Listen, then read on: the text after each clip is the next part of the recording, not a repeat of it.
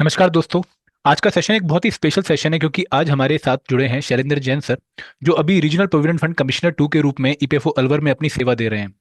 तो सर, आज हम सर के साथ एक ऐसे टॉपिक पर बात करने वाले हैं जो हर एस्पिरेंट के माइंड में क्यूरियोसिटी क्रिएट करता है। Life of an APFC and EOA officer.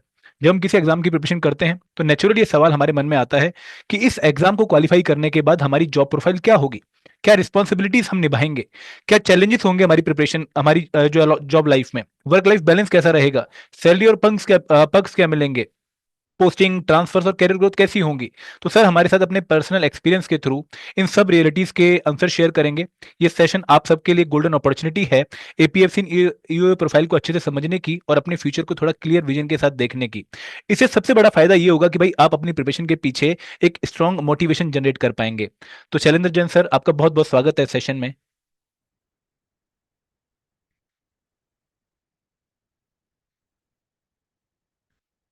Sir आप म्यूट हैं सर। हाँ, थैंक यू कुलदीप जी और एजुटेक टीम को थैंक यू। आप लोग ये इम्पोर्टेंट सेशन लेके आए हैं सब लोगों के लिए। I hope it will be fruitful for all. Great sir. दोस्तों, हम सर से बहुत सारे क्वेश्चन पूछेंगे एपीएफसी एंड ईओ की जॉब प्रोफाइल के रिगार्डिंग। और सर एक बहुत ही इंपॉर्टेंट पोस्ट पे हैं, तो और वो बहुत अच्छी पोस्ट पे हैं ताकि वो हमें इन सब सवालों के अच्छे से जवाब भी दे पाएंगे। तो सर, सबसे पहले मैं जानना चाहूंगा कि जॉब प्रोफाइल क्या होती है एपीएफसी और ईओ ऑफिसर की, और क्यों ये एक बहुत अच्छी अपॉर्चुनिटी उन सभी बच्चों के लिए जो कि एपीएफसी या फिर ईओ एग्जाम की तैयारी कर रहे हैं। ठीक है, तो वैसे तो सब लोग जो जनरली यूपीएससी की प्रिपरेशन करने वाले लोग हैं यहाँ पे, और कुछ स्टेट पीएससी की भी प्रिपरेशन करते हैं, तो सबको पता होगा कि असिस्टेंट पीएफ कमिश्नर जो है वो एक ग्रुप ए लेवल की पोस्ट है, और उसके अलावा जो ईओ एओ की पोस्ट है वो ग्रुप बी की पोस्ट है। तो EPFO ministry of labour and employment के अंदर एक डिपार्टमेंट है जो कि स्टेचुरी ऑर्गेनाइजेशन है, और ईपीएफ एंड एमपी एक्ट 1952 के थ्रू सेटअप हुआ है। तो ये काफी पुराना ऑर्गेनाइजेशन है, और इसके अंदर हमारे पास अभी करंट में लगभग 2000 के आसपास का कैडर है जो कमिश्नर लेवल पे है। उसके अलावा हमारे पास 20,000 से ज्यादा एम्प्लॉइज है। तो पूरे देश में लगभग 120 ऑफिसेज है, ज्यादातर मेजर सिटीज के अंदर है, और उसके अलावा कुछ हमारे पास कुछ डिस्ट्रिक्ट ऑफिसेज भी है। तो पहले मैं ऑर्गेनाइजेशन का स्ट्रक्चर बता देता हूँ हल्का सा, कि हमारे ऑर्गेनाइजेशन में जो ऑफिसेज है वो बटे हुए हैं डिस्ट्रिक्ट ऑफिसेज में। उसके बाद में फिर उनके ऊपर होते हैं रीजनल ऑफिसेज। उसके बाद में होते हैं जोनल ऑफिसेज जो कुछ रीजनल ऑफिसेज को हेड करते हैं। उसके बाद में फिर जोनल ऑफिसेज को मॉनिटर करने के लिए हेड ऑफिस है हमारा। और जो हेड ऑफिस की साइड विंग है, जैसे कि टेक्निकल डिवीजन है जिसको हम एनडीसी बोलते हैं, नेशनल डाटा सेंटर। और उसके अलावा कुछ ट्रेनिंग इंस्टीट्यूट है, जो कि दिल्ली में हमारा ट्रेनिंग इंस्टीट्यूट है, वो Pandit Deendayal Upadhyaya national academy for social security के नाम से है। उसके बाद में कुछ जेटीआईज है जो सब जोनल ऑफिस के अंडर में आती है, और अलग अलग जोन के अंदर से, जैसे जोनल ट्रेनिंग इंस्टीट्यूट कोलकाता है, उज्जैन है, उसके बाद में फरीदाबाद है, इस टाइप से चेन्नई में है। तो अलग अलग जगह पे जेटीआईज है जहाँ पे ट्रेनिंग होती है हमारे स्टाफ की। तो जहाँ पे हम रोल की बात करते हैं असिस्टेंट कमिश्नर और ईओएओ की, ये एक प्राइमरी रोल है, सबसे क्रूशियल रोल है इस ऑर्गेनाइजेशन के लिए। क्योंकि ईओएओ जो है वो जहां से स्टार्टिंग होती है यूपीएससी के रिक्रूटमेंट की, उसके अलावा जो बाकी रिक्रूटमेंट है वो दूसरे एग्जाम के थ्रू होते हैं। जैसे नेशनल टेस्ट एजेंसी है जो एनटीए है वो करवाती है। उससे पहले एम्प्लॉयमेंट ये जो अलग अलग टाइप से एजेंसी से किया जाता था, सेक्शन सुपरवाइजर, और इसके अलावा जो नीचे की पोस्ट है एलडीसी यूडीसी वाली। तो यहाँ पर आपका रोल एक क्रूशियल माना जाता है, क्योंकि यूपीएससी इसीलिए एग्जाम ले रही है क्योंकि ये एक इंपॉर्टेंट पोजीशन है। तो ईओएओ की पोजीशन में दो तरह की पोस्टिंग है बेसिकली। एनफोर्समेंट ऑफिसर हम बोलते हैं, वो जनरल भाषा में, जनरल लैंग्वेज में उसको आप इंस्पेक्टर भी बोल सकते हैं। और अकाउंट्स ऑफिसर होता है, वो ऑफिस के अंदर काम करते हैं। तो ईपीएफओ का मेजर रोल जो है वो लोगों को सोशल सिक्योरिटी प्रोवाइड कराना है। सोशल सिक्योरिटी बेनिफिट्स में हमारी पेंशन आती है, प्रोविडेंट फंड आता है, इसके अलावा इंश्योरेंस आता है। तो ये मेजर चीजें हैं जो हम हमारे देश के वर्कर्स को, जो किसी भी कंपनी में, फैक्ट्री में, कहीं पे भी काम कर रहे हैं, तो उनको हम ये प्रोवाइड कराना चाहते हैं। आप सब लोगों को पता है कि गवर्नमेंट जॉब करने वालों को पेंशन मिलती है, लेकिन ज्यादातर लोगों को नहीं पता है कि प्राइवेट में जो जॉब करते हैं उनको भी पेंशन मिलती है। तो ये मंथली पेंशन जो है ये ईपीएफओ प्रोवाइड करवाता है। और इसकी कुछ कैलकुलेशंस होती है। तो इसके लिए जो प्रोविडेंट फंड के बारे में बोला जाता है कि मंथली सैलरी से प्रोविडेंट फंड कटता है आपका, कुछ पोर्शन कंपनी जो है वो डिपॉजिट कराती है ईपीएफओ को, और उसके बाद में जब वो रिटायर होते हैं तो उनको पेंशन मिलती है। इसके अलावा लमसम अमाउंट एक साथ मिलता है, जैसे कि कोई भी आदमी, गवर्नमेंट आदमी भी, गवर्नमेंट कर्मचारी स्टाफ जब भी रिटायर होता है तो उसको भी एक लमसम अमाउंट मिलता है। तो ये उसकी सोशल सिक्योरिटी होती है कि रिटायरमेंट के बाद में भी वो अपने परिवार को चला पाए। इसके अलावा कुछ मिस हैपनिंग अगर हो जाती है किसी प्राइवेट कंपनी में, फैक्ट्री में, कहीं पे भी, तो उसके लिए एक इंश्योरेंस की फैसिलिटी भी ईपीएफओ के द्वारा दी जाती है। तो बेसिकली ईओ और एओ, तो ईओ और एओ दोनों के रोल में जमीन आसमान का डिफरेंस है। और ये दोनों पोस्ट का एग्जाम एक साथ होता है। तो एनफोर्समेंट ऑफिसर जहां पे फील्ड में रह के ये चीज चेक करता है कि कौन सी कंपनी, कौन सी फैक्ट्री, कौन सी ऑर्गेनाइजेशन है, इवन पीएसयूज भी है, स्कूल्स है, हॉस्पिटल्स है, ये सब जितने भी लोग, जहां पे भी लोग प्राइवेट में काम कर रहे हैं, वहां पे उनका प्रोविडेंट फंड जमा हो रहा है कि नहीं हो रहा है। क्योंकि कंपनीज जो है वो अपना कॉस्ट टू कंपनी जो है पर्टिकुलर एम्प्लॉय के लिए जो बचाना चाहती है, उसकी वजह से कई बार ये फैसिलिटीज नहीं देती है। चूंकि गवर्नमेंट तो एक प्रॉपर एस्टेब्लिश्ड है, उसको सोशल सिक्योरिटी वगैरह देनी है, वो लीगल केसेस में नहीं फंसता है। तो गवर्नमेंट में तो ऑटोमेटिक ये सब चीजें होती है इम्प्लीमेंट। लेकिन प्राइवेट कंपनीज जो है, जब तक आप एनफोर्स नहीं करेंगे, जब तक कोई ऑर्गेनाइजेशन एनफोर्स नहीं करेगी, जब तक वहां पे इंस्पेक्टर प्रॉपर चेक नहीं करेंगे, तब तक ये उनके लिए एक गेटवे होता है कि वो डिफॉल्ट कर जाए। तो बहुत सारे स्कूल्स है, हॉस्पिटल्स है, वो अपने एम्प्लॉयज को ये बेनिफिट नहीं देते। तो एनफोर्समेंट ऑफिसर का काम ये है कि वो वहां पे चेक करे। तो हम इंस्पेक्टर उनको बोलते हैं, कि पुराने जमाने से इंस्पेक्टर बोला जाता है। अब वो वर्ड चेंज हो गया है, क्योंकि इंस्पेक्टर राज हमने खत्म कर दिया है गवर्नमेंट ने, सभी डिपार्टमेंट में। तो एनफोर्समेंट ऑफिसर ऐसी कंपनीज को पता करता है इंटेलिजेंस के थ्रू, या ऑफिस की तरफ से उसे लिस्ट मिलती है कि ये कंपनीज डिफॉल्ट कर रही है, या फिर हमें कभी कभी कंप्लेंट्स रिसीव होती है जो वर्कर्स होते हैं कि हमें ये प्रोविडेंट फंड के बेनिफिट नहीं मिल रहे हैं। तो उस केस में एनफोर्समेंट ऑफिसर अपनी टीम के साथ जाता है फील्ड के अंदर, और हम उसे इंस्पेक्शन भी बोलते हैं, और जनरल भाषा में उसको रेड बोल देते हैं, जैसे इनकम टैक्स वाले, सेल टैक्स वाले रेड करते हैं वैसे। तो ये टर्म हट गया है हमारे, तो हमारे ऑडिट या इंस्पेक्शन वर्ड यूज होता है, जिसके थ्रू वहां पर डॉक्यूमेंट्स को चेक किया जाता है, और उन वर्कर्स को जो जिनको बेनिफिट नहीं मिल रहा उनको दिलवाया जाता है। तो ये रिपोर्ट्स जो है ये असिस्टेंट पीएफ कमिश्नर के सामने लाई जाती है, वहां पे ऑफिस में प्रेजेंट की जाती है। असिस्टेंट कमिश्नर जो है अकाउंट्स ऑफिसर के थ्रू उनको ये बेनिफिट्स दिलवाता है। तो उसके बाद में इंक्वायरीज होती है, कुछ इंक्वायरीज के अंदर ये सेटअप होता है कि हाँ कंपनी ने डिफॉल्ट किया है, तो उसके बाद में रिकवरी मैकेनिज्म भी होती है, कंप्लायंस की और भी प्रोसेस होती है। तो उसके बारे में हम बाद में डिस्कस करेंगे। अकाउंट्स ऑफिसर का रोल ये होता है कि हमारे पास जितने वर्कर्स रजिस्टर्ड है, इस टाइम पे हमारे पास पूरे देश में सपोज करो 10 करोड़ मेंबर्स है, जो कि ईपीएफओ के मेंबर्स है, जिन्होंने, जिनका प्रोविडेंट फंड जमा हो रहा है। उन लोगों के जब क्लेम्स आते हैं रिटायरमेंट पे, या फिर कुछ एडवांस क्लेम्स होते हैं जिसमें उनको बीमारी के लिए, इलनेस के लिए, बच्चों की शादी के लिए, एजुकेशन के लिए, किसी भी इस टाइप की, जैसे कोविड था तो कोविड स्पेशल नाम से एक क्लेम निकाला था, तो इस टाइप की कोई प्रॉब्लम्स आती है, तो वहां पे वो एडवांस पैसा निकाल सकते हैं, अपने अपने फंड में से कुछ पोर्शन निकाल सकते हैं, तो उसके लिए क्लेम्स आते हैं। इसके अलावा एक कंपनी से जब दूसरी कंपनी में जाते हैं तो वहां पे भी आपको फंड ट्रांसफर होते हैं। तो इस टाइप के जो क्लेम्स होते हैं, पेंशन क्लेम्स होते हैं, उन क्लेम्स को आपको जो अकाउंट्स ऑफिसर है वो वहां पे क्लियर करते हैं। वो उनमें कोई कमी होती हुई तो कंपनी से और मेंबर से बात करके वहां से क्लियर कराता है। आजकल ज्यादातर चीजें ऑनलाइन हो गई है, तो इसलिए लोगों से बात करने की जरूरत नहीं पड़ती, वहां पे डायरेक्ट आप अपने कोई रिमार्क्स है वो लिख देते हैं, वापस कंपनी या मेंबर जो है वो अपने रिकॉर्ड वही से सबमिट कर देते हैं। तो अकाउंट्स ऑफिसर जो है इसी टीम को हेड करते हैं ऑफिस के अंदर, जिनके अंदर 20, 25, 50 डिपेंड करता है कि ऑफिस कितना बड़ा है, वैसी टीम को हेड करते हैं, और उनके क्लेम्स प्रोसेस करते हैं। इसके अलावा अकाउंट्स ऑफिसर चूंकि ऑफिस में बैठते हैं तो उनके पास वो डिफरेंट रोल भी होते हैं, जैसे कि वो पब्लिक रिलेशन ऑफिसर भी होते हैं, तो लोगों की ग्रीवांसेस सोल्व करते हैं। इसके अलावा अगर उनको एडमिनिस्ट्रेशन वाला रोल दिया जाता है तो सैलरी डिसबर्समेंट वगैरह सब भी उनके थ्रू होता है। और लीगल केसेस अगर चल रहे होते हैं तो वहां पे भी अकाउंट्स ऑफिसर लीगल डिपार्टमेंट में भी लगाया जाता है। और बाकी इंटरनल प्रोसेस होती है, जैसे कि केस सेक्शन है, इस टाइप के जो पेंशन सेक्शन है, उनके हेड बनाए जाते हैं। अकाउंट्स ऑफिसर को। और वही असिस्टेंट कमिश्नर जो होता है उसका भी मल्टीपल रोल होता है। असिस्टेंट कमिश्नर जहां एनफोर्समेंट ऑफिसर की टीम को भी हेड करता है और उसके अलावा अकाउंट्स ऑफिसर की टीम को भी हेड करता है। तो वहां से जो भी इनपुट्स होते हैं, जैसे कि क्लेम्स के इनपुट है कि हाँ ये क्लेम अप्रूव होंगे या रिजेक्ट होंगे, वो असिस्टेंट कमिश्नर फाइनली डिसाइड करते हैं। इसके अलावा किन कंपनीज पे पेनल्टी लगती है, किन कंपनीज का कंप्लायंस ठीक है, किन की लिस्ट निकाल के इंस्पेक्टर को भेजना है, वो भी असिस्टेंट कमिश्नर लेवल पे डिसाइड किया जाता है। तो इस टाइप के दोनों टाइप के रोल असिस्टेंट कमिश्नर के पास होते हैं। तो उन्हें वहां पे असिस्टेंट कमिश्नर कंप्लायंस भी बोला जाता है और असिस्टेंट कमिश्नर अकाउंट्स भी बोला जाता राइट सर। सर है। आपने काफी अच्छे से इसको एक्सप्लेन किया। सर मेरा ना एक आपसे डाउट है कि हम्म, जब बहुत सारे बच्चे इस एग्जाम को पहली बार सुनते हैं तो वो पहले किसी एग्जाम की तैयारी कर रहे होते हैं। कोई बच्चा यूपीएससी एग्जाम की तैयारी कर रहा है, कोई बच्चा एसएससी एग्जाम की तैयारी कर रहा है, कोई बच्चा स्टेट पीसीएस एग्जाम की तैयारी कर रहा है। और जैसे एग्जाम आता है, वैसे तो बहुत रेयर आता है, लेकिन जब भी आता है तो बहुत सारे बच्चे इसके लिए अप्लाई कर देते हैं।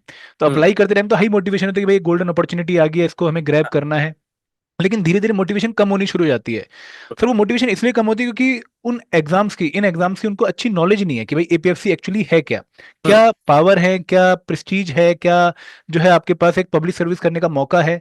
तो ये जो एरियाज हैं, ये बच्चे को क्यों ध्यान में रखनी चाहिए वो इस एग्जाम की तैयारी करे, क्योंकि अगर ये अपॉर्चुनिटी वो मिस करेगा तो शायद वो एक बहुत अच्छी गवर्नमेंट जॉब मिस कर देगा। तो सर यहाँ पर आपका क्या टेक रहेगा उन बच्चों के लिए जो कि इनिशियली फॉर्म फिल करते टाइम तो बहुत मोटिवेटेड फील करते हैं, लेकिन हम्म। धीरे धीरे मोटिवेशन लूज कर देते हैं। तो वो क्या लूज करेंगे अगर वो तैयारी ढंग से नहीं करेंगे सर?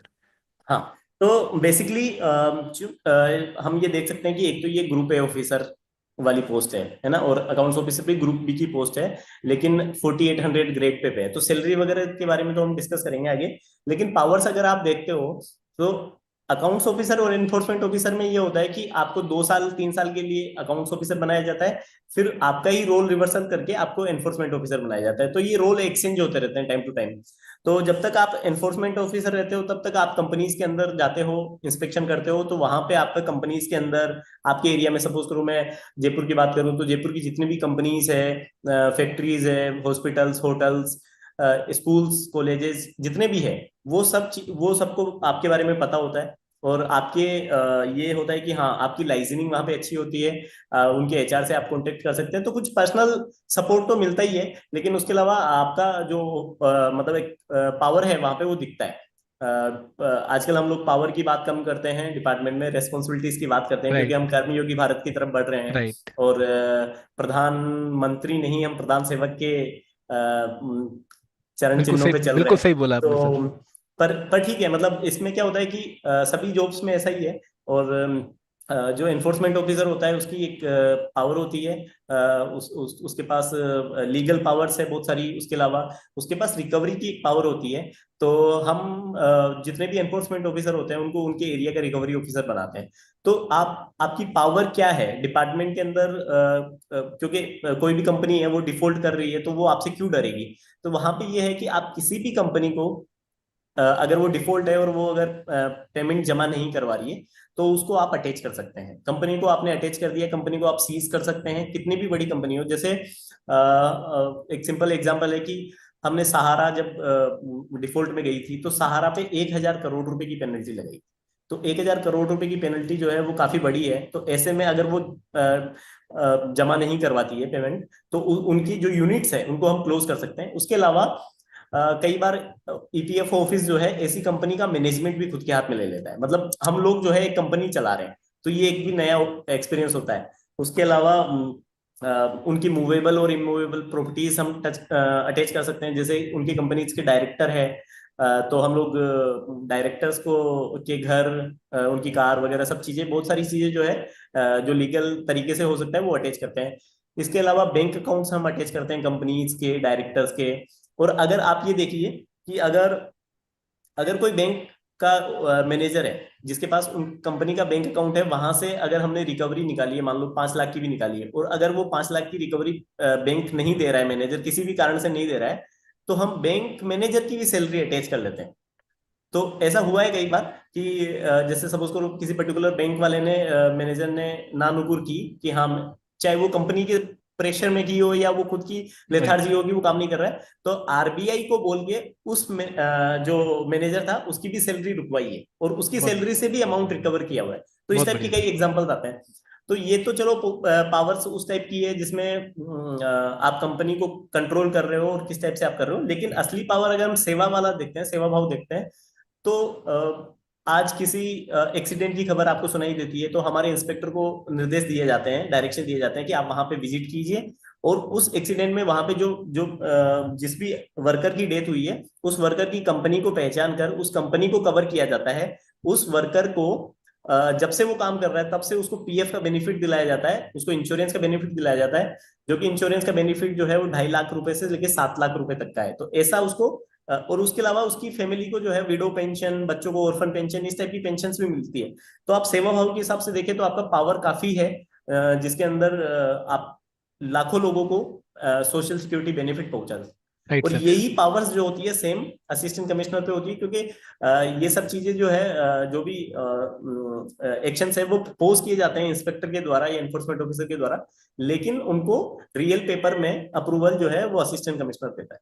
Right sir. सर आपने बहुत सही बात बोली कि जब भी हम एपीएफसी और ईओ को देखते हैं तो हम कहीं ना कहीं सैलरी से थोड़ा मोटिवेट ज्यादा होते हैं, बट यहाँ पर कहीं ना कहीं आप लोगों को सेवा भाव करने का मौका मिल रहा है, काफी हम्म। रिस्पॉन्सिबिलिटीज आपके पास सारी जिनसे आप लोगों का भला कर सकते हो। तो शायद लोगों को एक जो मोटिवेशन चाहिए इस एग्जाम की तैयारी करने की वो इस फॉर्म में मिले कि इस एग्जाम को क्वालिफाई करके आप बहुत सारी लोगों की जिंदगी में चेंज लेकर आ सकते हो। बहुत हाँ बढ़िया सर। सर हाँ, मैं इसके आपसे। अलावा क्या है कि हाँ जी। हाँ मतलब यहाँ पे आपका ना पब्लिक इंटरेक्शन काफी रहता है।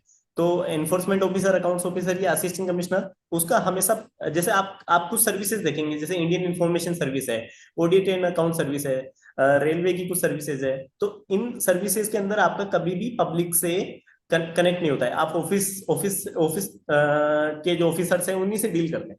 तो यहाँ पे जिन लोगों को एक रियल में अंदर से सेवा भाव का मोटिवेशन है कि हम लोग जो है पब्लिक की सर्विस करना चाहते हैं, जो कि हमारे यूपीएससी का मेन है कि union public public service commission है।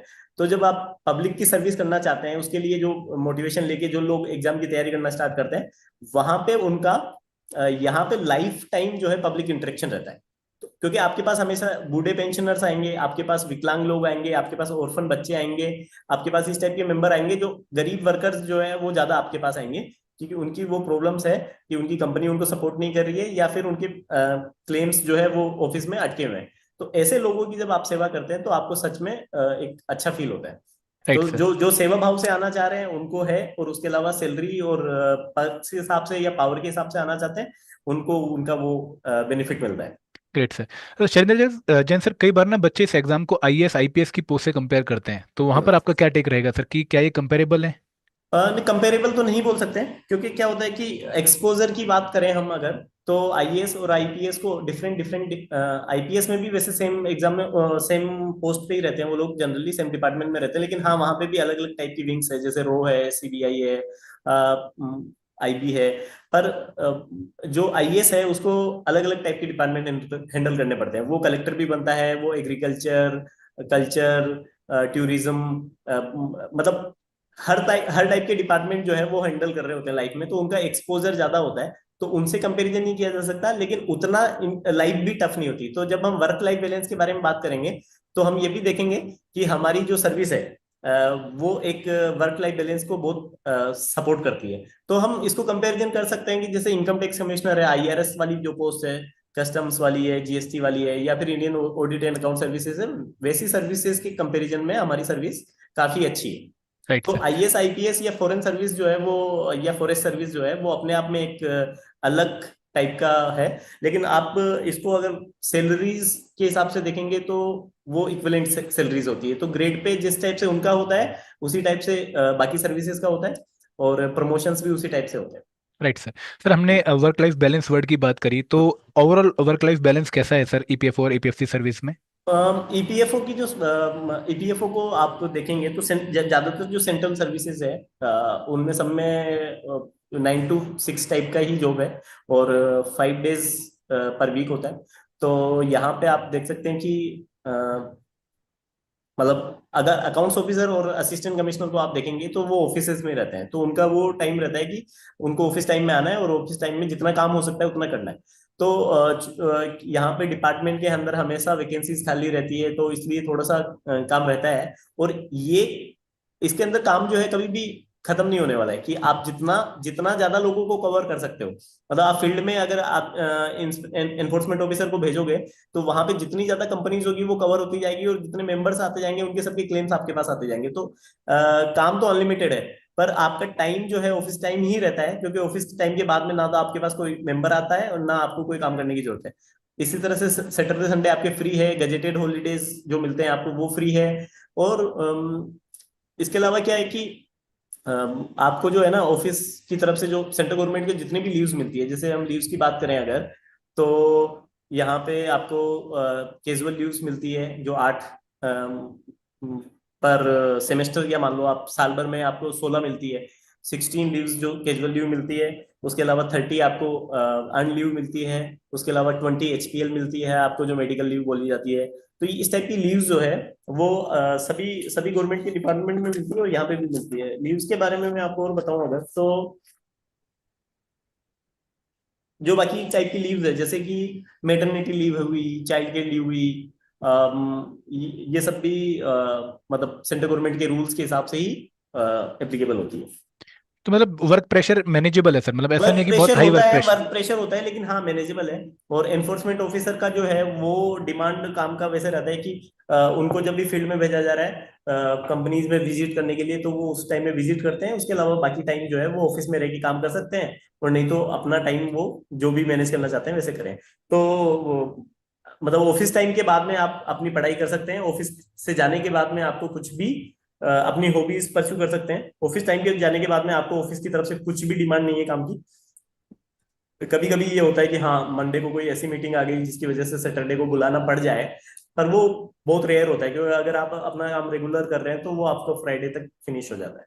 Right sir. सर अगर कोई हम्म। बच्चा अभी यूपीएससी एग्जाम की तैयारी छोड़ के एपीएफसी और यू एग्जाम की तैयारी करता है, इसमें सेलेक्ट हो जाता है, तो क्या वो अपना यूपीएससी एग्जाम का जो प्रिपरेशन वाला ड्रीम है वो बाद में फॉलो कर सकता है? हाँ कर सकते हैं, हमारे यहाँ से ना जैसे मैं 2016 में था, हाँ जी सर। 2016 बैच में जब मैं सेलेक्ट हुआ था, उस टाइम पे हमारे पास लगभग मेरे हिसाब से 180 के आसपास टोटल लोग थे।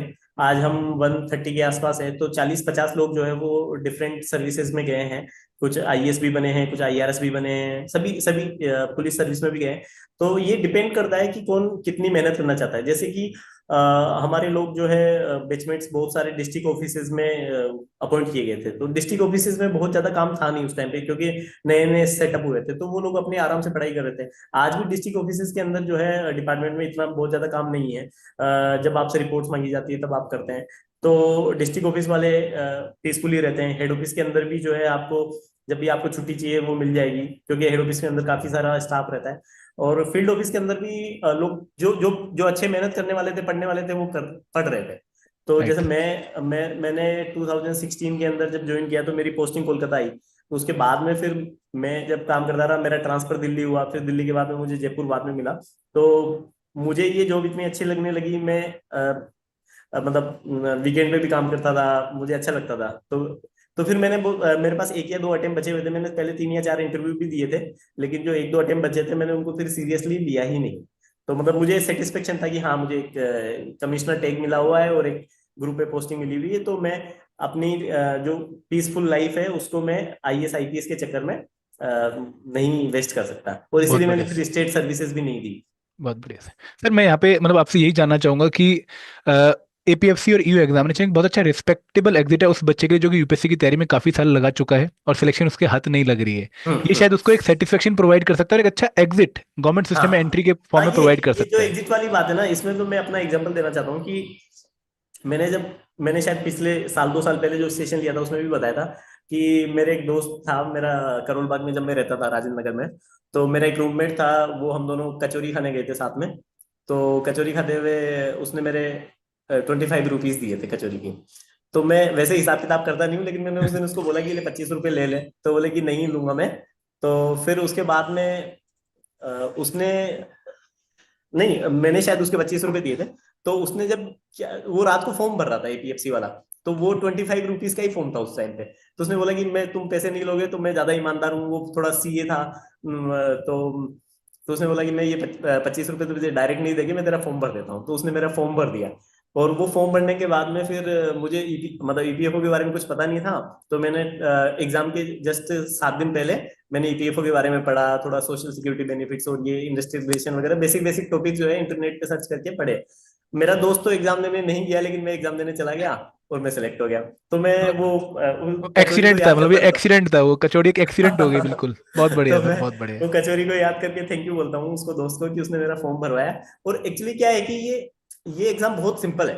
मतलब इसमें प्रीलिम्स होता है, उसके बाद में सीधा इंटरव्यू होता है। तो आप जो एक मेंस वाला साइकिल है ना, उससे बहुत बाहर निकल जाते हो जब आप देखते हो कंपेरेटिवली कि आपको प्रीलिम्स की तैयारी करते जा रहे हो। वो प्रीलिम्स का ही सिलेबस आपके लिए सफिशियंट है। उसके बाद में मेंस के लिए जो आप मतलब मेरा यूपीएससी में मैथ्स ऑप्शनल था, मेरे मैथ्स में ही थोड़े बहुत मार्क्स कम आते थे, बाकी जीएस मेरा अच्छा था। मेरे एथिक्स बहुत अच्छा था, ऐसे बहुत अच्छा था, ये सब चीजें अच्छे मार्क्स आ रहे थे। लेकिन मैं वो मैथ्स की तैयारी करके पूरा इतना एग्जॉस्ट हो चुका था। तो जब मुझे ये लगता था कि जब इसका इंटरव्यू कॉल आया, तो मुझे लगा कि हाँ, ये कितना इजीली निकल गया। मतलब कोई आपको कुछ पढ़ना ही नहीं है अब इसके बिल्कुल अलावा। तो ये बहुत अच्छा एग्जिट हो सकता है, और इसमें भी फिर आपको इक्वली रेस्पेक्ट मिल रही है। क्योंकि क्या होता है कि जब आप किसी डिपार्टमेंट में जाते हो तब उसके बारे में जानते हो। तो यहाँ पे जब जाने के बाद में मैंने देखा कि मेरे इतने दोस्तों के जो कॉरपोरेट में हैं, क्योंकि मैं आईआईटी गुवाहाटी से पास आउट हूँ, मैंने बीटेक किया वहां पे कंप्यूटर साइंस में। तो मेरे जो दोस्त हैं उन लोगों ने जितनी भी कंपनी ज्वाइन की, उनके प्रोविडेंट फंड के केसेस अटके हुए हैं, मेरे रिलेटिव्स के अटके हुए हैं। तो वो लोग जब आपको फोन करते हैं कि हमारा भाई आप ईपीएफओ में आ गए हो, अब हमारी हेल्प करो, तो वहां पे आपको पता चलता है कि हाँ, इस डिपार्टमेंट की कितनी बिल्कुल वैल्यू है। बिल्कुल, बहुत बढ़िया सर, बहुत बढ़िया। सर अब हम आगे बढ़ते हैं। आपने बहुत अच्छे से एक्सप्लेन किया हर चीज़ को, और बहुत अच्छा लगा कि भाई वो कचौड़ी वाला इंसिडेंट मतलब आपकी लाइफ में कितना एक बड़ा मोमेंट जो है बन गया, काफ़ी चेंज उसने लाया। सर इस पर्टिकुलर एग्जाम में जब हम क्वालिफाई करते हैं तो हम एपीएफसी पोस्ट या फिर ईओ पोस्ट पे सिलेक्ट होते हैं। तो बच्चों को क्लैरिटी नहीं होती कि भाई हमें कौन सी पोस्ट के लिए ज़्यादा मेहनत करनी चाहिए, कौन सी पोस्ट को टारगेट करना चाहिए। तो आपकी क्या सलाह रहेगी उन बच्चों को, क्योंकि इस बार कंबाइंड रिक्रूटमेंट टेस्ट होने वाला है। हाँ, तो तो मैं एपीएफसी पहले या ईओ? पुराना पुराना पैटर्न आपको मैं बताता हूँ कि पहले जब 2016 में या 14 में जब हम लोगों ने एग्जाम दिए, तो वहां पे एपीएफसी का सिंगल एग्जाम होता था। ईओ के एग्जाम उस टाइम पे नहीं हुए थे। तो केवल एपीएफसी के लिए पोस्ट निकाली गई थी उस टाइम पे। उसके बाद में 2021 के अंदर एक ईओ वाला एग्जाम निकला, यस सर। 2023 के अंदर ईओ का एग्जाम निकला है। और ये 2016 के बाद में 2024 में 24 के अंदर ये डायरेक्ट एग्जाम आया है, जिसमें एपीएफसी की पोस्ट आई थी। तो वो जो एपीएफसी की पोस्ट उस टाइम पे आई, उसी टाइम पे इन्होंने ईओ की भी पोस्ट निकाली, यस सर। लेकिन उसको दो शिफ्ट में उन्होंने एग्जाम यस कराया। सर। जो फर्स्ट शिफ्ट थी, सिलेबस एग्जाम का पूरा सेम है, एग्जाम के पैटर्न पूरा सेम है, negative marking, number of question, सब कुछ ठीक है, सेम है। लेकिन उन्होंने फर्स्ट शिफ्ट के अंदर जो है वो एपीएफसी का एग्जाम करवाया, और सेकंड शिफ्ट के अंदर ईओ का एग्जाम करवाया। उसमें ऑप्शन ऑप्शन भी दिया था उस टाइम पे जब टिक करने का, कि आप दोनों एग्जाम देना चाहते हो या पर्टिकुलर कौन सा एग्जाम देना चाहते हो। इस बार मेरे हिसाब से ये ऑप्शन है नहीं। वैसे पोस्ट के लिए हो सकता है, लेकिन एग्जाम इन्होंने इस बार सिंगल शिफ्ट में करा यस सर। दिया है, क्योंकि सिलेबस सेम है। और रिसोर्सेज यूपीएससी वेस्ट नहीं करना चाहती कि दो बार एग्जाम कराने का कोई फायदा नहीं है। तो इसलिए अब की बार सिंगल शिफ्ट में जब हो रहा है, तो जो लोगों ने दोनों चॉइसेस दी होगी, या जो टॉप रैंकर्स है, उन टॉप रैंकर्स को पहले सबसे पहले एपीएफसी का, या उनकी चॉइसेस, अगर वो चॉइसेस हम्म। सेलेक्ट करना चाहते हैं अपनी, तो सबसे पहले एपीएफसी दिया जाएगा। और उसके बाद में जो पीछे की रैंक है, जो सेलेक्ट हो गए, उनके पीछे की रैंक वालों को ईओ वाला रोल दिया जाएगा। क्योंकि ये बहुत जनरल सी बात है कि आप असिस्टेंट कमिश्नर बन रहे हो, तो आप मतलब एक सीनियर बन रहे हो, लेवल 10 के अंदर आ रहे हो, आप 5400 ग्रेड पे है आपकी। और सैलरीज भी ज्यादा होगी आपकी आपकी आपका ऑफिस लाइफ जो है वो ज्यादा होगा, फील्ड लाइफ कम होगा।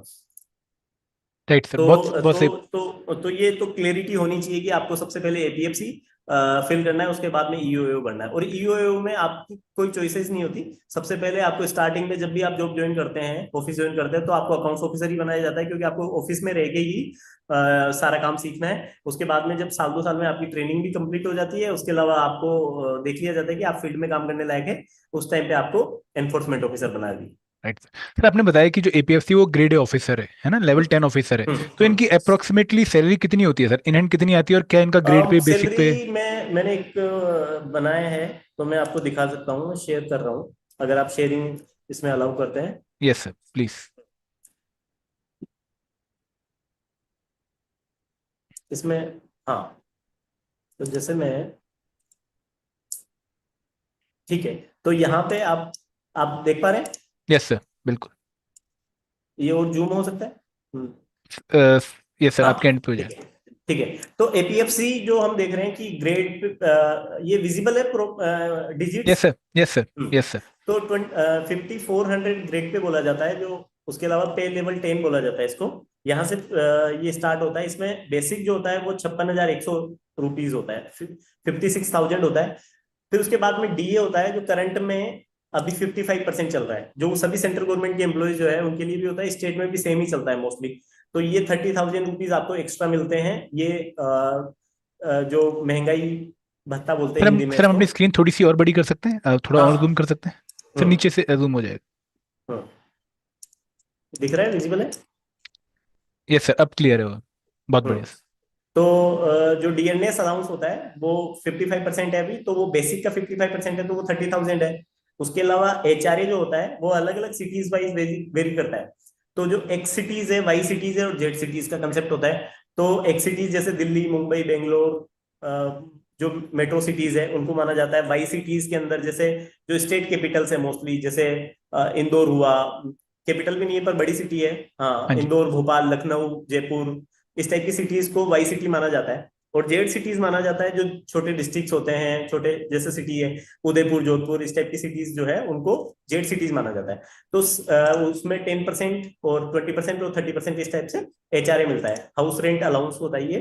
तो ये अगर हम 30% कैलकुलेट करते हैं तो ये बेसिक का 30% होता है, तो ये यस सर। 16,830 है करंट में। फिर इसके बाद में ट्रेवलिंग अलाउंस होता है, ट्रांसपोर्ट अलाउंस भी बोलते हैं उसको। ट्रांसपोर्ट अलाउंस जो होता है वो सिटी वाइज वेरी करता है मोस्टली। इसमें दो स्लेब है, तो इसमें 7200 प्लस डीए है होता है, मतलब 55% हो गया इसमें।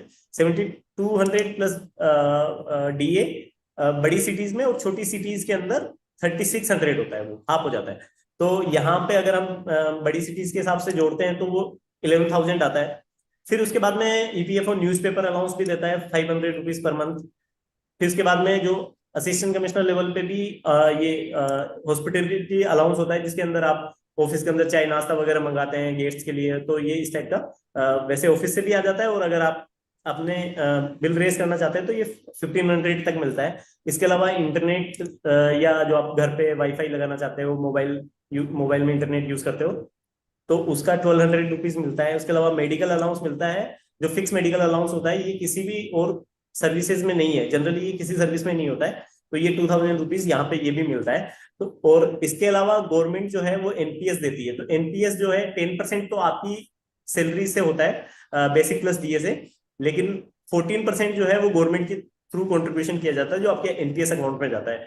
तो ये आपको पेंशन और फ्यूचर में जो है एक तरह से लमसम अमाउंट की तरह मिलता है आपको रिटायरमेंट के टाइप। तो ये इस टाइम पे 12,000 रुपीज है आपके बेसिक प्लस डीए का 14%।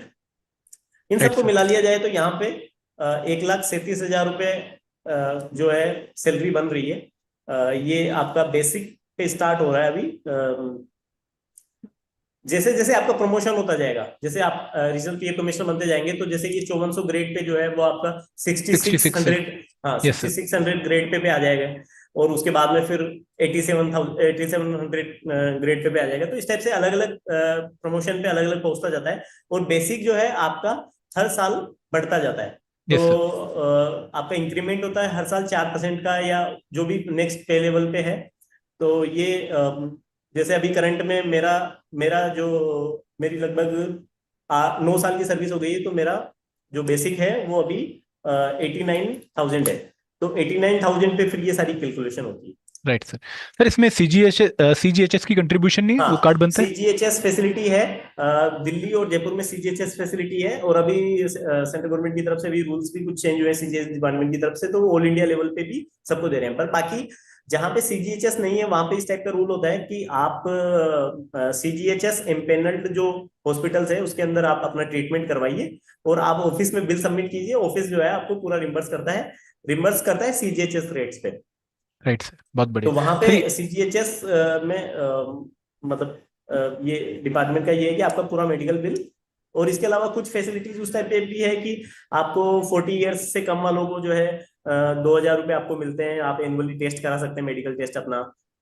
और 40 ईयर्स के बाद में जो है वो थोड़ी रेट रिवाइज हो जाती है, वो बढ़ जाती है।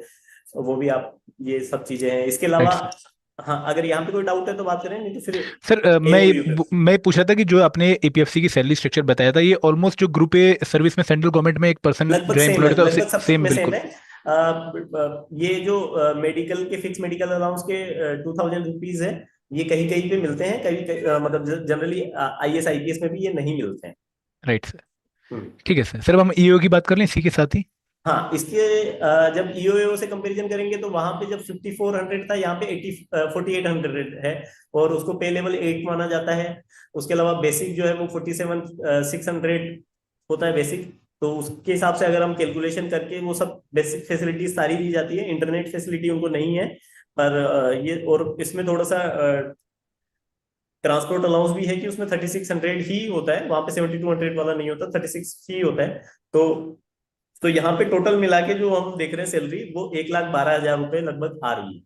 बहुत तो बढ़िया। ये इनिशियल आपकी सैलरी हो रही है। और उसके बाद में जैसे जैसे आपका प्रमोशन होता जाता है, या आपके नंबर ऑफ ईयर्स बढ़ते जाते हैं सर्विस में, वैसे वैसे आपका इंक्रीमेंट होता जाता है।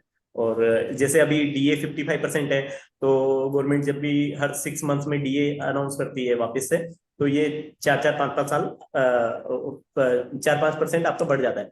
और अभी जो मैंने एचआरए की बात की, वो एचआरए अभी 30% है। एचआरए जनरली 8, 16 और 24 होता है। तो जब यस सर। डीए डीए जब 25% होता है, तब 1% एचआरए में बढ़ा दिया जाता है। वैसे ही जब डीए 50% क्रॉस कर जाता है, तो 2% बढ़ा दिया जाता है। तो इसलिए अभी वो 8, 16 और 24 की जगह 10, 20 10। और 30 है। Right sir. तो बहुत बढ़िया सर, आपने काफी अच्छे से जो है सैलरी स्ट्रक्चर जो है एक्सप्लेन किया, और बच्चों को काफी मोटिवेशन मिली होगी दोस्तों। 1,37,000 और 1,10,000 कम नहीं होते हैं अगर आप हाँ, किसी पर ये पर्टिकुलर पोस्ट पे ज्वाइन कर रहे हैं। फिर से मैं डिस्क्लेमर देना चाहता हूँ कि ये मेरे पर्सनल व्यूज है, और ये कैलकुलेशन मैंने अपने हिसाब से बनाई। हो सकता है कि राइट कुछ सर। ऊपर नीचे कैलकुलेशन करते हुए गड़बड़ हो गई हो। तो कभी कभी डिपार्टमेंट्स के अलग अलग मतलब बिल्कुल। नोटिफिकेशन आते रहते हैं, उसके हिसाब से चेंज होती रहती है चीजें। बट जैसे it is good enough sir. इसके अलावा जैसे हम लोगों को हर 3 साल में एक ब्रीफकेस अलाउंस मिलता है। तो उसमें आपको 4,000 से 5,000 तक का आप ब्रीफकेस ले सकते हैं, क्योंकि इंस्पेक्टर भी फील्ड में राइट। ब्रीफकेस लेके घूमते हैं, और ऑफिसर्स को भी चाहिए होता है। इसके अलावा आपको एक लैपटॉप मिलता है। तो वो लैपटॉप भी 1,00,000 रुपए प्लस जीएसटी, इतना आपको 3 साल में या 4 साल में एक बार आपको लैपटॉप मिलता है। राइट सर, इसके अलावा जो हम एडवांसेस हैं वो भी ले सकते हैं अपनी ईपीएफओ की तरफ से। हाँ, एडवांसेस होते हैं, मतलब एडवांसेस काफी टाइप के होते थे पहले। धीरे धीरे जैसे लोग मोटरसाइकिल के लिए लेते थे, कार के लिए लेते थे, घर के लिए लेते थे, वो सब चीजें अब थोड़ी थोड़ी कम हो गई है, क्योंकि अब लोगों को जरूरत नहीं पड़ती। क्योंकि पहले डिपार्टमेंट की तरफ से ही जनरली एडवांसेस या लोन्स मिलते थे, पर आजकल क्या है, बैंक्स भी काफी लोन देते हैं, और कई सारी एप्लीकेशन आ गई ईएमआई के लिए सब कुछ। तो इसलिए जरूरत नहीं पड़ती, पर काफी सारे एडवांसेस धीरे धीरे कम हो गए। जैसे फेस्टिवल एडवांस वगैरह है, वो कम होते हैं। इसमें मुझे कुछ और बेनिफिट्स भी ध्यान आ रहे हैं, कि जैसे आपके बच्चे हैं, तो आप बच्चों की एजुकेशन के लिए भी आपको इसमें स्मॉल फैमिली मतलब, अलाउंस मिलता है एक। हाँ, चिल्ड्रन एजुकेशन अलाउंस मिलता हाँ। है आपको 37,000 के स्मॉल आसपास। फैमिली वाला भी एक अलाउंस होता है सर शायद ना। हाँ, तो एक बच्चे के ऊपर 37,000 रुपीज आपको अभी मिल रहे हैं education tuition fees fees. Allowance, tuition fees tuition allowance है फीस, शायद। हाँ। Right sir, right. और फिर आप हाउस लोन वगैरह ले सकते हैं, वो सब चीजें हैं। और पुराने जो लोग थे वो जीपीएफ से एडवांस निकलवा पाते थे, इस टाइप की चीजें हैं। तो बहुत बेनिफिट्स बढ़िया। तो काफी है, वो सब जो भी सेंट्रल गवर्नमेंट एम्प्लॉयज को होते हैं वो उस टाइप की है।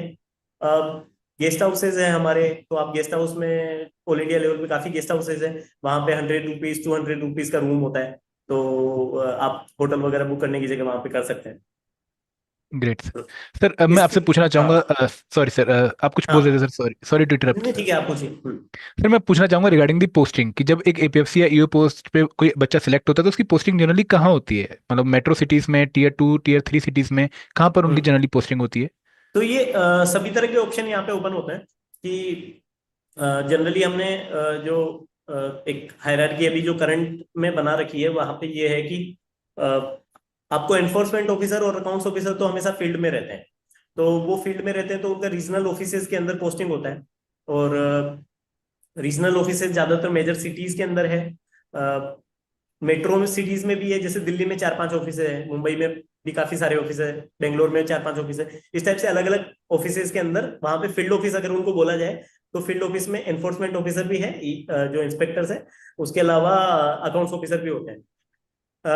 फिर हमारे पास कुछ डिस्ट्रिक्ट ऑफिसेज भी है, जैसे मैं डिस्ट्रिक्ट ऑफिस गंगानगर बोलूँ, बीकानेर बोल सकता हूँ, झुंझुनू बोल सकता हूँ, अलवर में भरतपुर है। तो इस टाइप के ऑफिस जो है उनमें एक एक इन्फोर्समेंट ऑफिसर को भी लगाया जाता है। वहां पे अकाउंट्स ऑफिसर की पोस्टिंग नहीं होती, पर वहां पे एक असिस्टेंट कमिश्नर की पोस्ट होती है और एक इन्फोर्समेंट ऑफिसर की पोस्ट होती है। तो जनरली जो हमारे मतलब पूरे ऑर्गेनाइजेशन में जितने भी डिस्ट्रिक्ट ऑफिसेज है वहां पे एक एक असिस्टेंट कमिश्नर को लगाया जाता है और एक एक एनफोर्समेंट ऑफिसर को लगाया जाता है। तो राइट सर। उसके अलावा जो फिर रीजनल ऑफिसेज में लगाया जाता है जो मेजर सिटीज में है, चाहे उसको आप मेट्रो सिटी बोलो, चाहे आप जयपुर लखनऊ टाइप की सिटीज भी बोल सकते हो, तो जहां पे भी रीजनल ऑफिसेज है। जोनल ऑफिसेज के अंदर ईओ की पोस्ट लगभग नई के बराबर होती है, क्योंकि वो सुपरवाइजरी रोल है, तो वहां पे रीजनल कमिश्नर्स और एडिशनल सेंट्रल कमिश्नर्स होते हैं। और हेड ऑफिस के अंदर भी इस टाइप की पोस्टिंग नहीं होती है। Right sir. सर ये जो पोस्टिंग है ये किस बेसिस पे होती है, मतलब कोई बेस है पोस्टिंग देने का? ये चेंज होता रहता है कई बार। वैसे तो ये रैंक वाइज होती है, तो जब जब आपको सबसे पहले एग्जाम क्लियर किया आपने, तो आपकी जो भी रैंक आती है उस रैंक के बेसिस पे आपसे चॉइसेस भरवाई जाती है। तो उसके बाद में फिर कभी कभी डिपार्टमेंट जो है वो अलग अलग टाइप के फॉर्मूलाज भी लगा लेते हैं कि जहाँ कहाँ पे पोस्ट खाली ज्यादा है वहां पे भेज दिया राइट। जाता है। राइट। तो ऐसा कोई फिक्स रूल नहीं है।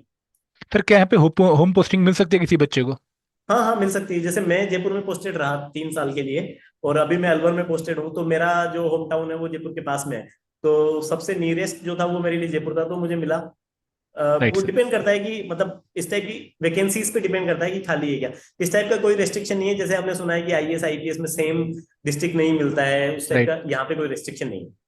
मतलब अगर आपका रैंक अच्छा है तो आपको होम पोस्टिंग मिल सकती है, राइट? हाँ, इसमें रैंक की भी कोई बात नहीं है। वो डिपेंड करता है कि आपने अप्लाई किया उस जगह पे और पोस्ट खाली है। तो राइट सर। यहाँ पे एक अच्छी बात है कि अभी पॉलिसीज बार बार चेंज होती रहती है, लेकिन अभी जो करंट पॉलिसी है उसके अंदर इस टाइप से है कि आप अपने स्टेट के अंदर या किसी भी स्टेट के अंदर जिसमें आप रहना चाहते हो उसमें आप 12 ईयर्स तक रह सकते हो। और 12 ईयर्स के अंदर लगभग 4 पोस्टिंग होती है। पर इसमें ये है कि 12 ईयर्स आप लगातार नहीं रह सकते। आप 9 साल लगातार रह के फिर आपको एक बाहर पोस्टिंग लेके आनी पड़ेगी, उसके बाद में फिर 3 साल आप वापस रह सकते हो। तो एक आप सेम ऑफिस कंटिन्यू नहीं कर सकते, हर 3 साल बाद में आपका ऑफिस चेंज होगा। लेकिन आप उस विद इन स्टेट के अंदर जो है आप रह सकते हैं। लेकिन दिल्ली के अंदर जैसे 4 ऑफिसेज है या 5 ऑफिस है, तो दिल्ली के अंदर जो है आपका ऑफिस दिल्ली वेस्ट है, दिल्ली नॉर्थ है, दिल्ली साउथ है, इस टाइप के ऑफिसेज है। तो आप सेम सिटी में रहते हुए अलग अलग ऑफिसेज के अंदर आप चक्कर काट सकते हो। ठीक है, राइट। राजस्थान बड़ा स्टेट है या यूपी बड़ा स्टेट है, तो वहां पे आपकी पोस्टिंग जो है वो दूसरे सिटी में आपकी चेंज हो सकती है। लेकिन दिल्ली, मुंबई, बेंगलोर, हैदराबाद, यहाँ पे कोलकाता, यहाँ पे काफी ऑफिसेज है जहाँ पे आप रहते हो। अगर आपकी फैमिली सेट होती है वहां पे, तो आप उस वहीं पे आप ज्यादातर अपना टाइम निकाल सकते हैं। पर ये ट्रांसफर होती है क्या रेगुलर बेसिस पे कोई ट्रांसपेरेंट सिस्टम के थ्रू होती है, या फिर ये मतलब हाँ, अगेन ये ऊपर से ऑर्डर आता है? ट्रांसपेरेंट सिस्टम ही है वैसे। तो इसमें क्या होता है कि हमारे एनुअल जनरल ट्रांसफर के नाम से, एजीटी बोला जाता है उसको, वो हर साल उसकी एक प्रोसेस स्टार्ट होती है, लगभग दिसंबर से स्टार्ट होती है। तो उसमें आप अप्लाई करते हैं, वो एक ऑनलाइन पोर्टल के थ्रू होता है। उसमें आप अपनी 5 चॉइसेस देते हैं। तो अभी करंट में 5 चॉइसेस चल रही है, पहले कुछ सालों पहले 3 चॉइसेस पूछते थे। तो आप जैसे अभी 5 चॉइसेस अपनी भरते हैं प्रायोरिटी वाइज की, मेरी फर्स्ट चॉइस ये है, तो उस चॉइसेस के हिसाब से आपका लिस्ट बनता है पूरे कि किन किन लोगों ने भरी है। और उसके बाद में फिर जैसे जैसे वो अवेलेबिलिटी होती है वैसे वैसे आपको दिया जाता है। एक तरह से जैसे हम कॉलेज के अंदर सीट्स भरते हैं जब राइट। इंजीनियरिंग करने के लिए काउंसलिंग राइट। होती है अलग अलग ब्रांचेस में, उसी टाइप से ये होता है। तो यहाँ पर अलग अलग ग्राउंड्स भी एक्सेप्ट किए जाते हैं। जैसे स्पाउस ग्राउंड है, या फिर आपकी खुद की इलनेस है कोई, या फैमिली में फादर पेरेंट्स की कोई इलनेस है, तो वहां पे उस इलनेस के ग्राउंड पे आपका बच्चा छोटा है, आपके रिटायरमेंट को 1 साल बचा है, 2 साल बचे हैं, तो आप फैमिली के पास रहना चाहते हो या अपने स्टेट में रहना चाहते हो, इस टाइप की चॉइसेस को कंसिडर किया जाता है। तो बहुत उनको भी बढ़िया। प्रायोरिटी दी जाती है। बहुत बढ़िया सर। सर यहाँ पे एक और बात पूछना चाहूंगा, तुमने transfer from one office to another office कर ली, क्या यहाँ पे hmm. Transfer one department to another department भी होती है? हाँ, उसको ट्रांसफर नहीं बोला जाता जनरली। जो यहाँ पे लोग हैं डेपुटेशन पे चले जाते हैं। तो जो right. Central government deputation rules है कि आपको अपनी सर्विस के अंदर अगर डेपुटेशन पे जाना है 4 या 5 साल के लिए, या काफी बार भी ऑप्शन मिल जाते हैं, दोबारा भी मिल जाता है, तो वहां पे आप जा सकते हैं। तो ये हमारे डिपार्टमेंट के बहुत सारे लोग जो है वो डेपुटेशन पे जाते हैं। जैसे कि ऑडिट, इंडियन ऑडिट सर्विस वाले जो लोग हैं वो हमारे डिपार्टमेंट में आते हैं। कॉर्पोरेट लॉ है, वो वाले लोग हमारे डिपार्टमेंट में आते हैं। उसी टाइप से हमारे लोग जो है वो भी अलग अलग डिपार्टमेंट में जाते हैं। जैसे कि अ, अभी आपने एनएफआरए का नाम सुना होगा, national yes sir. Financial regulatory yes sir. Authority, वो जब बनी थी, तो हमारे जो रीजनल कमिश्नर है वो उस एजेंसी को हेड करते हैं।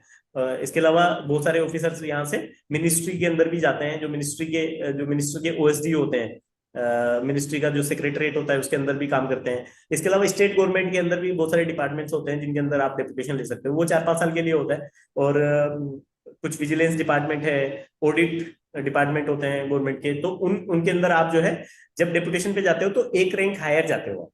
Right sir. तो आप जैसे जो आपका ग्रेड पे है, मान लो 4800 ग्रेड पे अगर आपने अप्लाई किया है, तो आप 5400 ग्रेड पे वहां पे काम कर रहे होते हो। जब आप डिपार्टमेंट में वापस आते हो तब आपका ग्रेड पे आपके डिपार्टमेंट का ही हो जाता है वापस, लेकिन वहां पे आपको एक एक रैंक हायर मिलती है। Right sir. सर तो बहुत इस टाइप की बढ़िया। अपॉर्चुनिटीज बीच बीच में फ्लोट होती रहती है, जो सभी के लिए ओपन होती है। Right sir. सर अब हम आगे बढ़ते हुए हम बात करते हैं करियर प्रोग्रेशन की, कि जब हम एपीएफसी या ईओ पोस्ट पे जो है हम सिलेक्ट होके आते हैं तो उसके बाद हमारी करियर प्रोग्रेशन कैसे चलती है, हमारी ग्रोथ अपॉर्चुनिटीज हमें क्या क्या मिलती हैं, कहाँ तक हम पहुंच सकते हैं अगर हम ईओ पोस्ट पे जो है ज्वाइन करते हैं, और कहाँ तक हम पहुंच सकते हैं अगर हम एपीएफसी पोस्ट पे ज्वाइन करते हैं। हाँ, तो मैं अगर मतलब मैं आपको हायरार्की बताऊं, सबसे पहले तो ईओएओ से स्टार्ट करता हूं मैं। तो ईओएओ जो है उसके बाद में उनका जब फर्स्ट प्रमोशन होता है तो वो बनते हैं असिस्टेंट पीएफ कमिश्नर। उसके बाद में असिस्टेंट पीएफ कमिश्नर का फिर 4-5 साल में प्रमोशन होता है अगर, क्योंकि एलिजिबिलिटी आपकी जो है वो, और subject to the availability of the seats, मतलब अगर 4-5 साल में असिस्टेंट कमिश्नर जो है वो रीजनल पीए कमिश्नर 2 के लिए एलिजिबल हो जाता है फर्स्ट प्रमोशन के लिए। पर वहां पे अगर सीट्स होती है तो वो उनका प्रमोशन होता है। तो ये रैंक वाइज प्रमोशन होते हैं। तो सबसे पहले जो टॉपर्स है उनके प्रमोशन होंगे, अगर मान लो 10 सीटें हैं वहां पे, तो 10 लोग जो है 1 to 10 तक उस बेच के वो लोग प्रमोट होंगे।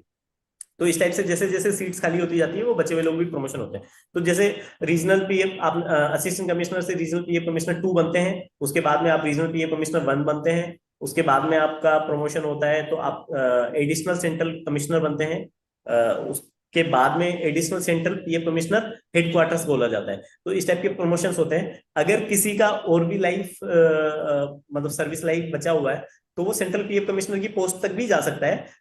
हालांकि डिपार्टमेंट में एक ही बार ऐसा देखा गया है आज तक 1952 से लेकर अब तक, क्योंकि क्या होता है इस डिपार्टमेंट के जो सबसे सुप्रीम हेड है वो सेंट्रल पीएफ कमिश्नर है, और सेंट्रल पीएफ कमिश्नर की एक ही पोस्ट होती है।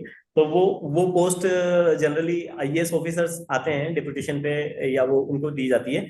करंट में हमारे पास एक आईआरएस सर्विस के सीनियर है जो इस पोस्ट को संभाल रहे हैं। तो हमारा मोस्टली जो टाइम निकलता है, अगर लास्ट में अगर जो आपकी पोस्टिंग बची हुई है टाइम भी, तो आप additional central PF commissioner headquarters की तरह निकालते हैं। और इसमें ये है कि थोड़ा सा ईओ एओ से जब असिस्टेंट पीएफ कमिश्नर बनते हैं उसके अंदर थोड़ा टाइम लेग आता है, क्योंकि पता नहीं क्यों आता है, इतने सालों से सिस्टम बना हुआ है, लेकिन वहां पे थोड़ा टाइम है। उसके बाद में अगर आप असिस्टेंट पीएफ कमिश्नर बन गए तो आप सारे रैंकिंग के अंदर जो है सेम हो गए। उसके बाद में फिर आपका 4-5 साल के अंदर प्रमोशन होता है। Right sir. सर इसमें हमें फॉरेन पोस्टिंग वगैरह का भी चांस मिलता है अगर हम सिलेक्ट होके आते हैं तो। फॉरेन पोस्टिंग का भी मिलता है। जैसे मेरे एक सीनियर थे दिल्ली ऑफिस के अंदर, जो रीजनल कमिश्नर थे, वो जब शायद वो असिस्टेंट कमिश्नर या रीजनल कमिश्नर 2 जब थे, तो उन्होंने अफगानिस्तान के अंदर किया था, काबुल के अंदर फॉरेन पोस्टिंग हुई थी उनकी। और वहां पे उन्होंने, जैसे हमारा national competition commission of India बना हुआ है, वैसे उन्होंने अफगानिस्तान का competition commission of India Afghanistan में। बनाया था। तो उसके लिए जो ये हमारा एक्ट बना हुआ है, कंपटीशन कमीशन एक्ट, वैसे ही उन्होंने उसका एक्ट फ्रेम किया था वहां पे बैठ के। तो वो एक पॉलिसीज वहां पे बनाई थी। तो इस टाइप की पोस्टिंग भी आती है। वो अपॉर्चुनिटीज डिपेंड करती है कि अ, आप कितना एक्सेल करते हो अपने काम के अंदर, कितना आप नॉलेज सीकिंग हो। तो क्योंकि ये अपॉर्चुनिटीज कम होती है तो आपको ग्रेप करनी होती है। तो मतलब ईओ एग्जाम के बाद जो एपीएफसी पोस्ट तक के लिए प्रमोशन होता है उसमें थोड़ा सा टाइम गैप ज्यादा है, उसके बाद प्रमोशन काफी स्मूथ हो जाती है, राइट सर। हाँ। सर मैं एक और क्वेश्चन पूछना चाहूंगा कि क्या यहाँ पे हम जो है हायर स्टडीज कर सकते हैं ईपीएफओ पोस्ट पे सिलेक्ट हाँ, होने के बाद। जैसे सेंट्रल गवर्नमेंट की जितनी भी सर्विसेज है उनको हायर स्टडीज के लिए अलाउ है, स्टडी लीव अलाउ है। वैसे हम लोग भी अप्लाई कर सकते हैं। तो हायर स्टडीज के लिए, जैसे मेरा एक बैचमेट है वो आईआईटी दिल्ली के अंदर एमटेक कर रहा है, तो काफी लोग मतलब इस टाइप की सर्विसेज, मतलब इस टाइप के कोर्सेज करते हैं। इवन जो फॉरेन यूनिवर्सिटीज है वहां पे भी आप जाके कोर्सेज कर सकते हो। वो डिपार्टमेंट की तरफ से भी पेड हो सकता है अगर वो डिपार्टमेंट के लिए बेनिफिशियल है। और उसमें कुछ क्लोजेज होते हैं जो भी सेंट्रल गवर्नमेंट के क्लोजेज होते हैं, कि आपको आने के बाद में फिर वापस 5 साल तक आपको सर्विस छोड़नी नहीं है, या फिर अगर आप छोड़ते हो तो आपको वो डिपार्ट खर्चा वापस देना पड़ेगा। इस टाइप की चीजें होती है। या फिर रिटायरमेंट के टाइम पे आपको नहीं इस टाइप के कोर्सेज में भेजा जाता है, क्योंकि आप अगर जाके वहां पे आते हो और फिर जल्दी रिटायर हो जाते हो तो डिपार्टमेंट को इसका बेनिफिट नहीं मिलेगा। तो इस टाइप के कोर्सेज के लिए जो पेड कोर्सेज है, जो डिपार्टमेंट या गवर्नमेंट की तरफ से पेड कोर्सेज है, उनके लिए बहुत सारे रूल्स अप्लाई होते हैं। और अगर आप अपने खुद के फंडिंग से अगर जाना चाहते हैं तो फिर आपको सिंपल स्टडी लीव अप्लाई करना है और जाना है। फिर राइट सर। स्टडी लीव्स के भी अलग अलग टाइप के रूल्स है कि स्टडी लीव्स में कुछ पेड स्टडीज लीव होती है, तो आप अगर 2 साल के लिए भी जा रहे हैं तो आपको सैलरी मिलती रहेगी। और कुछ में है कि आपने एक्स्ट्रा ऑर्डिनरी लीव ली है एक तरह से, तो वो आपको उसमें सैलरी नहीं मिलेगी। बहुत बढ़िया सर, बहुत बढ़िया, आपने काफी अच्छे से इसको एक्सप्लेन किया। सर एक बच्चा अभिषेक कुमार एक क्वेश्चन पूछ रहा है कि जो ये प्रमोशंस वगैरह होती हैं तो क्या ये टारगेट बेस्ड होती हैं या फिर अप्रेजल वगैरह कुछ होता है सिस्टम प्रमोशंस वगैरह के लिए? मतलब नहीं कोई नहीं नहीं, टारगेट्स? गवर्नमेंट में कोई टारगेट और अप्रेजल कुछ नहीं है। गवर्नमेंट में जो है आपका जब भी आपकी पोस्ट ऊपर ऊपर की जो आपकी पोजीशन है वहां पे सीट वेकेंट होगी तो डिपार्टमेंट को प्रमोशन करना ही है। और प्रमोशन आपका टाइम बाउंड होता है बेसिकली। अगर जैसे हम लोग हम लोग जैसे 4 साल के अंदर एलिजिबल हो जाते हैं असिस्टेंट कमिश्नर से रीजनल कमिश्नर 2 बनने के लिए, या 5 साल में एलिजिबल हो जाते हैं, तो उस टाइम पे जितनी भी पोस्ट खाली होगी वो प्रमोशन होने ही है। तो ये right sir. Time bound promotion होते हैं। वो फाइल प्रोसेस होने में चाहे 2-3 महीने एक्स्ट्रा लग जाए, कभी थोड़ा एक्स्ट्रा भी लग सकता है। या अगर किसी का इसमें निगेटिव जरूर है, टारगेट बेस्ड तो नहीं है लेकिन निगेटिव जरूर है कि अगर आपके लिए कोई विजिलेंस इंक्वायरी है, सपोज करो आपने कोई ऑफिस के अंदर कुछ ऐसा गलत काम किया है जिसकी वजह से आपके ऊपर कोई इंक्वायरी बैठी है, या आपके ऊपर कोई सर्विस चार्जेस वगैरह लगे हैं? हाँ सर्विस रिमार्क लग गया है, तो उसकी वजह से। और या फिर अप्रेजल जो आपका ईयरली रिपोर्ट होता है जिसके अंदर आपको मार्क्स मिलते हैं, तो वो रिपोर्ट में अगर गड़बड़ है तो वहां पे आपका प्रमोशन रोक लिया जाता है। समझ गया सर। बहुत बढ़िया सर। सर इसमें मैं कुछ मिथ्स और रियलिटीज की बात करना चाहूंगा। काफी बच्चों को ऐसा लगता है कि भाई ईओ पोस्ट पे बहुत काम करना पड़ता है, तो आपकी इसमें क्या राय है सर? अब काम तो डिपेंड करता है करने वाले पे, और ऑफिस पे भी डिपेंड करता है कि उस ऑफिस में कितना काम है। जैसे मैंने बताया कि डिस्ट्रिक्ट ऑफिस के अंदर बहुत ज्यादा काम नहीं था तो मेरे बेचमेंट्स वहां पे आराम से बैठ के पढ़ गए। लेकिन जिन रीजनल ऑफिस में काम था वहां पे भी काम करते हुए भी लोग जो है अपने अच्छा वीकेंड्स को या छुट्टी लेके एक्स्ट्रा, या घर पे जाके आराम से पढ़ पाते थे। तो ये तो पर पर्सन डिपेंड करता है इंडिविजुअल पे कि वो किस टाइप का उसका टारगेट है। अगर वो सही में यूपीएससी या और दूसरे एग्जाम्स को टारगेट कर रहा है तो वो पढ़ सकता है। और वर्क प्रेशर ऐसा मतलब ऐसा कुछ नहीं है कि हम लोगों को मतलब कहीं धूप में कोई मजदूरी करनी है ना, या राइट फील्ड के अंदर खूब वैसे घूमना है। ऑफिस के राइट अंदर सर। बैठ के आपको काम करना है अपना। अकाउंट्स ऑफिसर लेवल पे थोड़ा काम है, क्योंकि अकाउंट्स ऑफिसर का काम होता है कि वो जो जितने भी हमारे क्लर्क्स है, बाबू है, एलडीसी यूडीसी जितने क्लेम्स निकालते हैं, वो क्लेम्स को इसको फाइनल प्रोसेस करना होता है। तो वहां पर आपको दिन भर कंप्यूटर पे बैठना है। लेकिन ठीक है, मतलब ऑफिस टाइम के बाद में आपको कोई नहीं बुला रहा है। मतलब बहुत ज्यादा वर्क प्रेशर नहीं और स्ट्रेसफुल लाइफ नहीं है, मतलब आप अपनी लाइफ अलग से एंजॉय कर सकते हो हाँ मतलब पर्सनल आप अपना, वाली। मैंने देखा है कि यहाँ पे सभी तरह के लोग हैं, जो जैसे इस टाइप के लोग भी है जो 60 क्लेम्स पर डे निकालते हैं लोगों के, पेंशन की क्लेम मान लो। और कुछ लोग ऐसे जो 360 भी निकालते हैं। ओ माय तो गॉड। वो 360 जो है वो भी ये बोलता है कि मैं तो कोई प्रेशर में नहीं हूँ, और 60 वाला भी ये बोलता है कि मैं प्रेशर में हूँ। प्रेशर में हो। तो ये डिपेंड करता है कि आपका दिमाग का लेवल क्या है राइट। और आपका डेडिकेशन लेवल क्या है। और आप निकालना चाहते हो तो 60 आप 2 घंटे में भी निकाल सकते हो, और आप चाहो तो उसके लिए पूरा दिन भी यूज कर सकते हो। बिल्कुल, मतलब ये ऐसी पोस्ट नहीं है जिसको अगर बच्चा सोच रहा हो कि भाई जाके बाबू कल्चर का पार्ट बन जाऊंगा मजे लूंगा, तो शायद वो बच्चा यहाँ पे ना आए, क्योंकि यहाँ पे आपको काम तो करना ही पड़ेगा। हाँ काम तो करना पड़ेगा, काम तो आपको असिस्टेंट कमिश्नर लेवल पे भी करना पड़ेगा, क्योंकि ये, और आप जितना काम करोगे आपको उतना अच्छा लगेगा। क्योंकि राइट। हमारे पास यहाँ पे मतलब काफी इवेंट्स वगैरह भी होते हैं, जैसे मान लो वो सभी डिपार्टमेंट में होते हैं। जैसे आपका हिंदी पखवाड़ा आपको ऑर्गेनाइज हाँ जी। करवाना है तो वहां पे आप वो इवेंट यूज एंजॉय करोगे। उसके अलावा 15 अगस्त 26 जनवरी पे अच्छे इवेंट्स होते हैं, विजिलेंस वीक होता है, स्वच्छता दिवस होता है। उसके अलावा होली दिवाली पे भी अगर आप कुछ करना चाहते हो ऑफिस में तो वो सेलिब्रेशन होता है। तो इस टाइप की चीजें होती रहती है बीच बीच में, जिनसे आपका अच्छा मन लगा रहता है। डिपेंड करता है कि आप इन सब चीजों में कितना एक्टिव हो। तो एक्स्ट्रा राइट। करिकुलर एक्टिविटीज यहाँ पे काफी हो सकती है।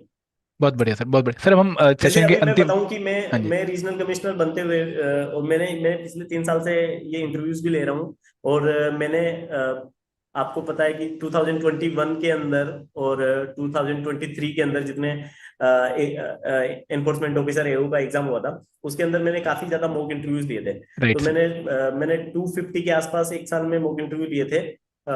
ऑफिस में काम करते हुए ही मैं वीकेंड्स यूज करता था तो मुझे अच्छा लगता था।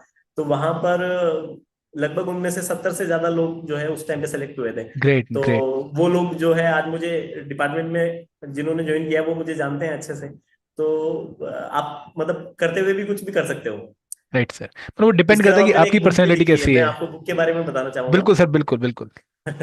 तो मैंने एक बुक लिखी है, मेरे पास शायद यहाँ पे रखी हुई है। तो अ, यहाँ पे हमारे पास दो बुक्स है जो हमने यहाँ पे ये बुक है, देख पा रहे हैं आप। तो लिनो लेबर लॉस एंड लॉज आयर एंड के। Industrial relations. तो ये हमने एपीएफसी के एग्जाम और ईओए के एग्जाम के लिए निकाला है। तो इसका बेसिक कंटेंट वही है, जो जितने भी लेबर लॉज है और उसके अलावा इंडस्ट्रियल रिलेशंस है।